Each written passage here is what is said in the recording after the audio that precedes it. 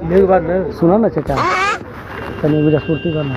अब खिया पर दाढ़ी बनवा लो करो तो आइए देखते हैं कैसे मजा आएगा।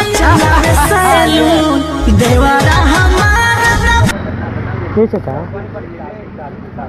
सुनिए, चली बनाई जैसे हम पूछा करना चाचा, यहाँ से चौरी चौरा को किलोमीटर पड़ी? थोड़ी 10 बनाई बनाओ तो रही 13 किलोमीटर ऐसे चाचा। 10 किलोमीटर नहीं बजा पड़ी बनाई 3 किलोमीटर वहाँ चोरी चोरा ये चाचा, आपका घर यही है का? सिंहपुर दूबे ने बताया बनाई जान तला। सबसे बड़ी बात का बा लेट होता हमको चाचा। ये हमारे दरिया बनवा लो पहले, दरिया जो बनवेगा तुम ने। सुनो ना हमारे बतिया, अपन दिया शादी हो गई। हाँ हो गई बा।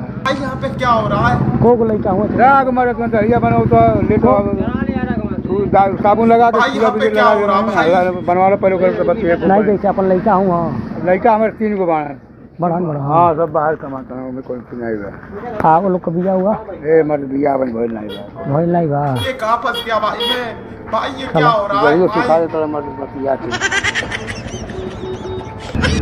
आओ काट कोन गई। हां रुको बस मिनट मेरी बात नहीं सुनो ना चाचा, तनी मुझे पूर्ति करना।